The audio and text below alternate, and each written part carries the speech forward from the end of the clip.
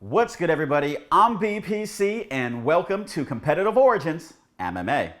Well, Stipe Miocic, the UFC's heavyweight champion of the world, faced off against Francis the Predator Ngannou at UFC 260 in the UFC Apex, which could be the last time we see a pay-per-view in the Apex for quite some time.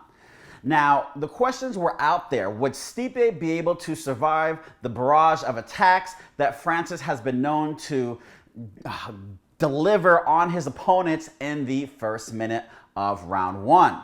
And then there was, would Stipe be able to impose his game plan on Francis this time around like he did, wonderfully the first time around?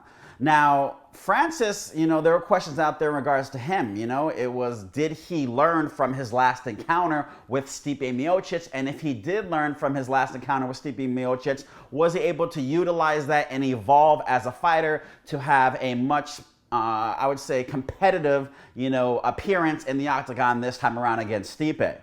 Now, when these two were matched up, you definitely saw that there was a noticeable size difference when they were in the octagon.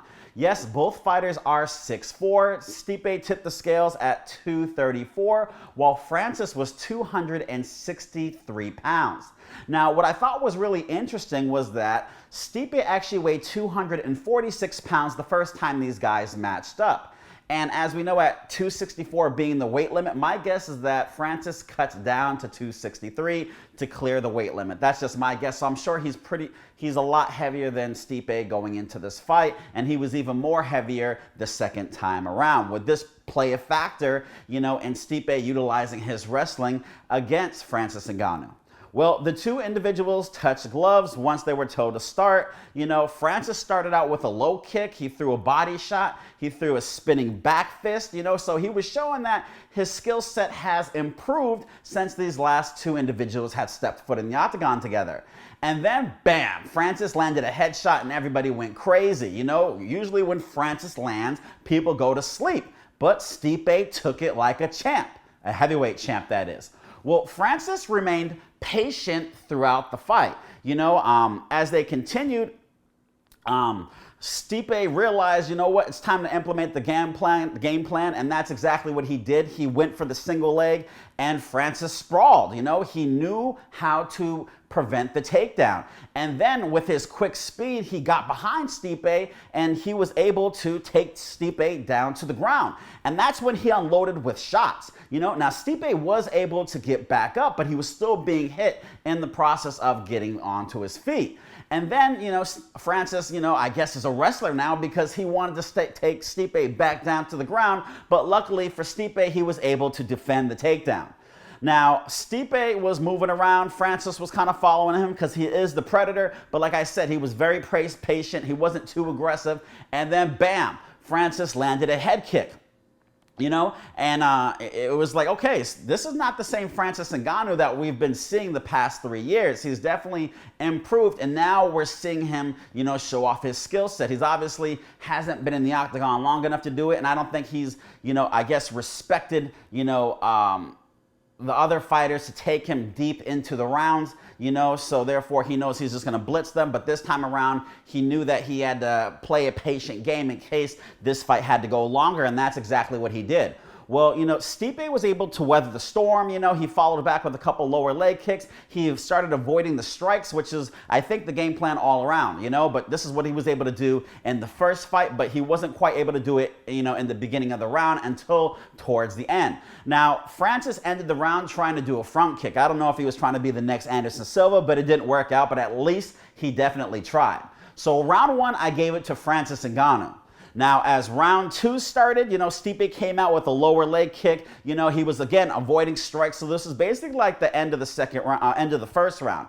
And then these two individuals both started training. And then there was a little bit of a calm, and then Francis threw two shots. The second being a power jab, which caught Stipe, sending him into the cage, and then Francis pounced on him, layering him with several shots over and over. Well, Stipe got back up and fired back at Francis, and he caught him. And it looked like Francis was kind of off balance, and then Stipe saw it as his opportunity to rush in. Well, it was a big mistake. He rushed in, and Francis caught him. In the post-fight interview, Francis said that he did catch him, but he was told by his coaches to, be patient, be patient. So he was more or less, that off-balance look was more or less just him resetting. And it gave Stipe the idea that he was maybe off balance and been damaged and stuff, and that wasn't the truth. He did catch him, but he didn't catch him good enough, and Francis was able to hit him, and Stipe fell down. His leg was actually underneath him. It didn't look pretty, and he collapsed. Francis, ran towards him to hit him with the hammer fist, and Herb Dean ran in to slide in to stop it. He got there just after Francis was able to land one good hammer fist shot, and that was all she wrote. Francis is the new UFC heavyweight champion of the world, the first African-born fighter to do this, and he also joins the African trifecta of UFC champions, with Kamaru Usman being the welterweight champion of the world, and Israel, the last style bender Adesanya, being the middleweight champion of the world. And then you have Francis Ngannou, the new UFC heavyweight champion of the world. So maybe one of these days we might get a UFC Africa. You never know, guys. But there you go. Let me know in the comment section what you thought about the fight. Did you think it was a dominant victory by by Francis? Did you think Stipe, this is part of his game plan, and that you thought maybe he was going to turn it up on the later rounds? Tell me what you guys thought. Did you think Francis was really hurt when he got hit by Stipe, when you were actually watching the fight? Not looking back on it, but when you actually watched it, what did you guys think about that? And, who do you think is next for Francis Ngannou? There was so much buildup about Stipe being, the greatest heavyweight champion of all time. Does he deserve a rematch, or do you see him getting bypassed for somebody like John Jones or the Black Beast, Derek Lewis? Go into the comment section below and let me know what you guys think. Go to competitiveorigins.com. Type in promo code MMA111 so you can get this Competitive Origins Just an Obstacle t-shirt. Thank you for tuning in today, guys. I'm BPC, and remember, you've been competing since conception. Whether you're competing against yourself or others, Competitive Origins.